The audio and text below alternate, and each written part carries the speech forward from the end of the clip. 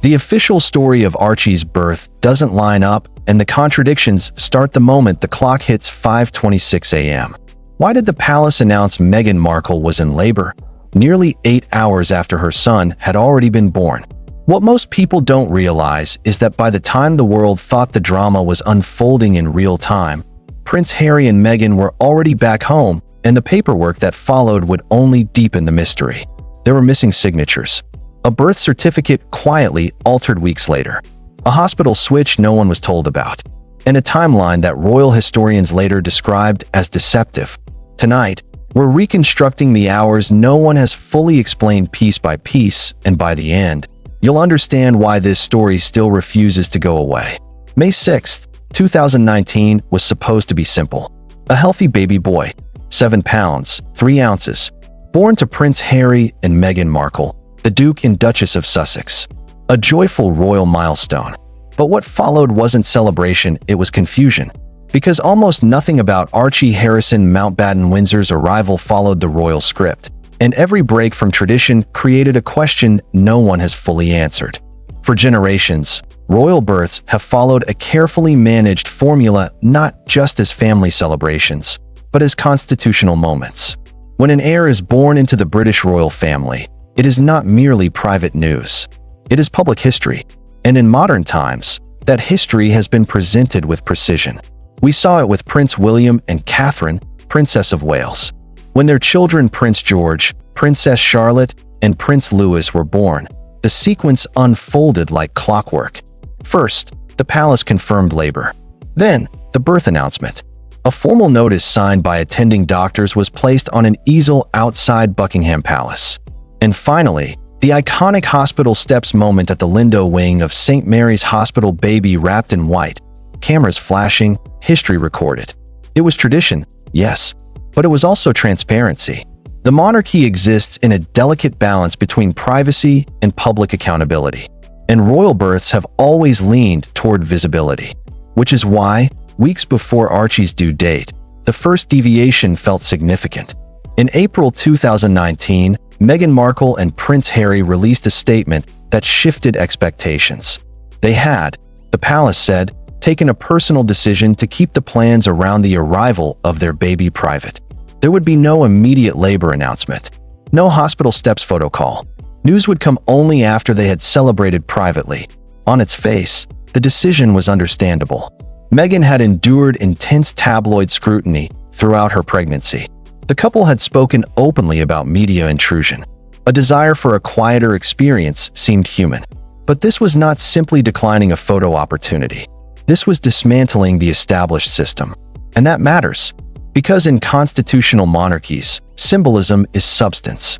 The public presentation of a royal birth isn't theater for its own sake, it reassures continuity. It affirms legitimacy. It provides documentation. It prevents speculation. Remove that structure, and something else fills the space. Hey race where the tension began. Reports circulated that the couple planned a home birth at Frogmore Cottage. Media crews stationed themselves nearby. The narrative seemed settled, but behind the scenes, details were shifting. The palace wasn't confirming location. No medical team was publicly named. Even senior royal correspondents admitted they were operating in near darkness. That wasn't standard privacy. It was operational silence. And that silence triggered unease. Royal historian commentary later suggested the break from tradition was not just personal preference, it was a strategic recalibration of how the Sussexes intended to manage their public image.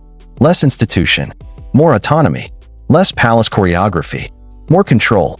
But hey raised the question that lingered. If the goal was simply privacy, why not follow the traditional timeline quietly and skip only the hospital steps appearance? Why rewrite the entire communication structure? That distinction is subtle but critical, because when institutions abandon precedent, observers don't assume simplicity. They assume significance. By early May, anticipation had turned into confusion. Was Meghan at home? At a hospital? Had labor begun? Was the palace withholding information? The absence of clarity became its own headline. And in hindsight, this moment, the April announcement rejecting the royal birth playbook was the first domino. Not dramatic, not explosive, but foundational. Because once the playbook was set aside, There were no guardrails left. And on the morning of May 6th, when the official timeline began to unravel, there was no structure to contain the fallout. The story that followed wasn't just about a baby's arrival. It became about information. And who was controlling it? At exactly 5:26 a.m. on May 6, 2019, Archie Harrison Mountbatten-Windsor was born. That detail is not disputed. It appears on the official birth certificate.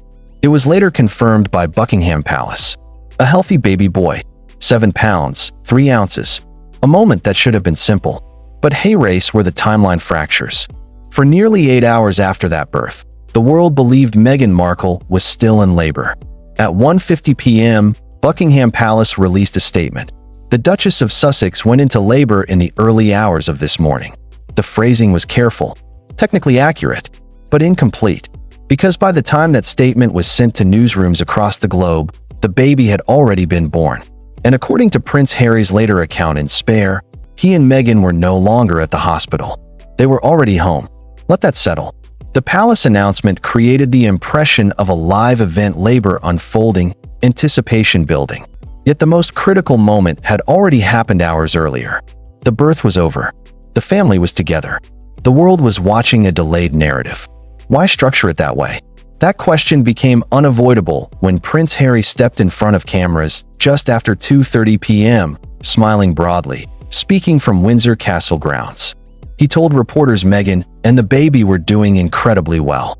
He described the experience as amazing. He said they were still thinking about names. It looked spontaneous. It wasn't, because by then, the event was nearly 9 hours old. The staging wasn't accidental. The timing wasn't organic. It was managed. And that distinction is where suspicion began to grow.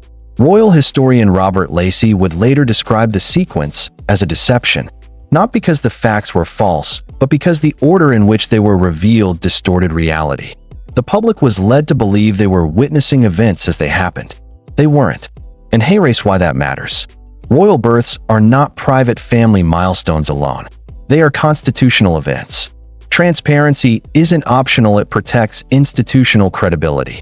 The monarchy relies on trust, on clarity, on the perception that nothing significant is being withheld. So when the timeline appears rearranged, even slightly, it invites interpretation. Why delay announcing the birth? Why simulate real-time labor when it had concluded? Why not simply say, a baby was born at 5:26 a.m., mother and child are home? There has never been a fully detailed explanation. Some argue the delay allowed the couple to settle privately. Others suggest it was an attempt to avoid media frenzy outside the hospital.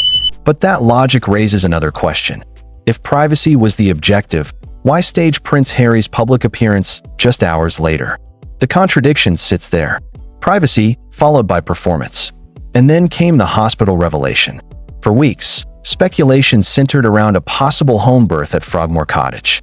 Press positioning suggested that narrative. Yet the birth certificate would later confirm Archie was born at the Portland Hospital, one of London's most exclusive private maternity facilities.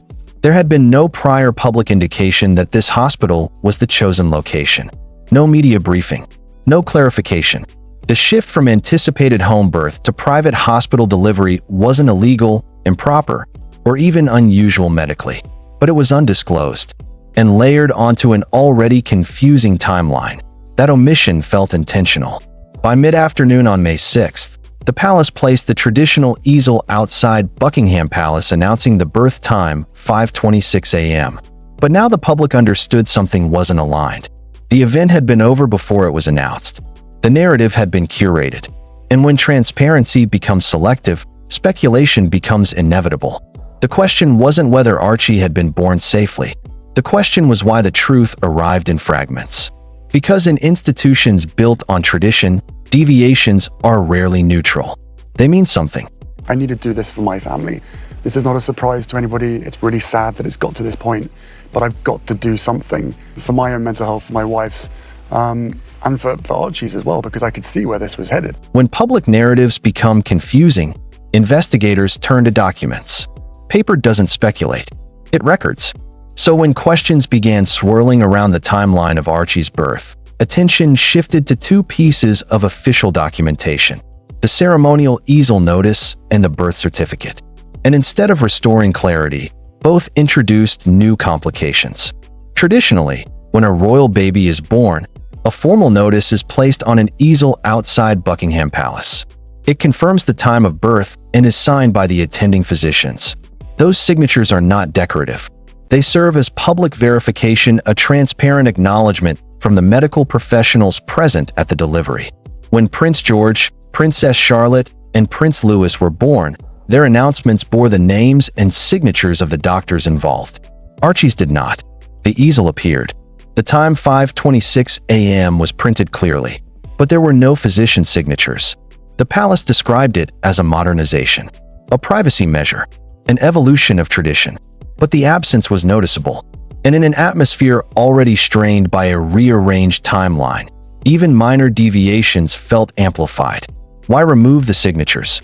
Why eliminate the one formal verification step that had remained consistent for decades?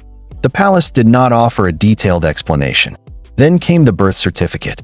On May 17, 2019, the official certificate was released. It confirmed that Archie Harrison Mountbatten-Windsor had been born at the Portland Hospital. It listed his father as His Royal Highness Henry Charles Albert David Duke of Sussex.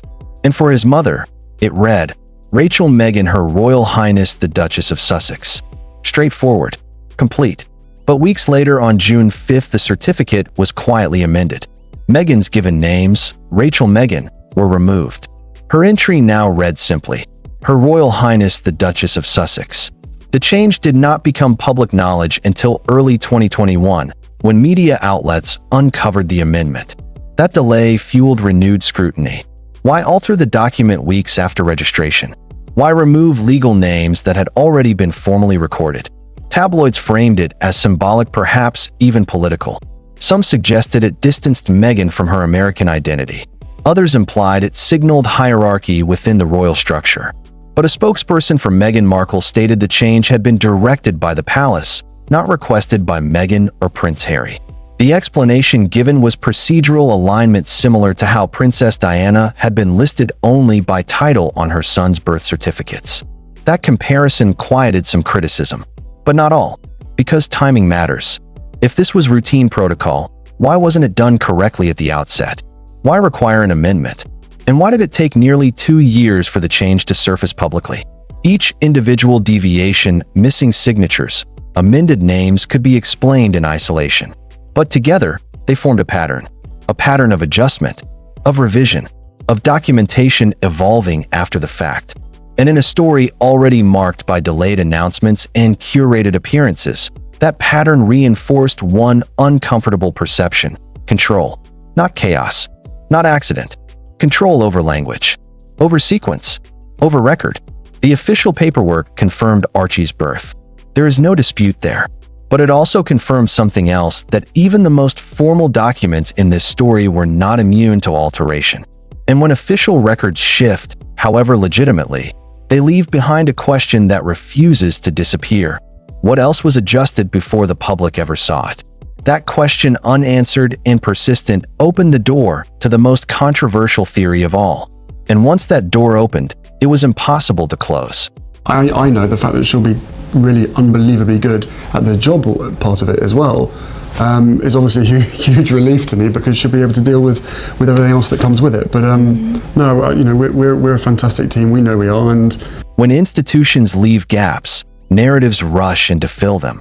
By the time the amended birth certificate surfaced publicly in 2021, the story surrounding Archie's arrival had already developed fault lines, delayed announcements, altered documentation, missing signatures.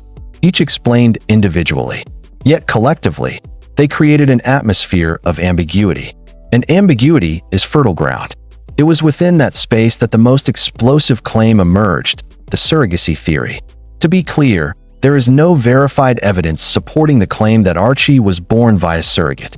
Official records state that Meghan Markle gave birth at the Portland Hospital. No credible medical authority, palace official, or mainstream investigative body has substantiated otherwise. But the theory did not appear in isolation. It grew out of the inconsistencies already on record. Critics pointed to the timeline. According to Prince Harry in his memoir Spare, the couple left the hospital roughly 2 hours after the birth. For some observers, that seemed unusually swift for a first-time mother. Medical professionals countered that discharge times can vary widely depending on circumstances, but the perception lingered. Then there was the absence of doctors' signatures on the easel announcement. Historically, those signatures served as public confirmation of attendance. Their removal may have been procedural, but within a narrative already shaped by delayed disclosure, it appeared conspicuous. And finally, the amended birth certificate, a document quietly altered weeks after filing, with the change only becoming public years later. Again, possibly administrative. Yet within a climate of suspicion, it became something more. The theory gained traction in certain online communities and was amplified by critics of the Sussexes, including Meghan's estranged half-sister, Samantha Markle. Social media discussion forums dissected photographs, analyzed timelines, and constructed elaborate hypotheses. But here is where investigative discipline matters. There is a difference between anomaly and evidence. None of the cited irregularities, the delayed announcement, the hospital departure, the certificate amendment constitute proof of surrogacy. They raise questions about communication strategy. They do not establish deception regarding the birth itself. Yet the reason the theory endured was not because of what it proved. It endured because of what the official narrative failed to eliminate. The Sussexes had sought control. Control over timing, over imagery, over disclosure. In attempting to protect privacy, they narrowed access. But in narrowing access, they reduced transparency. And reduced transparency created interpretive space. Public institutions rely on clarity not because the public is entitled to every detail, but because opacity invites conjecture. The palace, notably, did not engage publicly with the surrogacy rumor. Silence can be strategic. It can prevent dignifying fringe theories. But silence can also be interpreted as distance. By 2020, Harry and Meghan had stepped back from senior royal duties. The birth controversy faded into background noise as larger constitutional and personal disputes dominated headlines. Yet the questions surrounding May 6, 2019 never fully disappeared. Because the issue was never only about a medical detail. It was about narrative authority. Who controls the sequence of information? Who determines what is disclosed, when and how? And what happens when public expectation collides with personal autonomy? Archie's birth became a case study in that collision. A healthy child was born. That fact stands uncontested. But the way the story was told and retold transformed a family milestone into a lasting controversy. And once trust is strained, even slightly, it does not automatically restore itself. The fact that I fell in love with Meghan so incredibly quickly was sort of confirmation to me that everything, all the stars were aligned, everything was just perfect. It was this beautiful woman just sort of literally tripped and fell into my life. I fell into her life. The birth of Archie Harrison Mountbatten-Windsor should have been remembered simply, a joyful milestone for Prince Harry and Meghan Markle. Instead, it became one of the most debated royal events in recent history. Not because of proven wrongdoing, not because of documented falsehoods, but because of sequencing, silence, and selective transparency. The palace announced labor after birth. The traditional signatures were absent. A birth certificate was amended. Each explanation may stand on its own. Yet together, they altered perception. Two interpretations remain. 1. A couple seeking dignity and privacy in the face of relentless scrutiny, making imperfect but understandable decisions. The other, a tightly managed narrative designed to control public understanding at every stage. The official record confirms Archie was born healthy at 5:26 a.m. What it does not fully explain is why the communication surrounding that moment unfolded the way it did. And in the absence of complete clarity, the questions continue to echo not loudly, but persistently years later. If you enjoy in-depth coverage of the stories shaping celebrity culture and entertainment, don't forget to like, comment, and subscribe to stay connected for the next big story.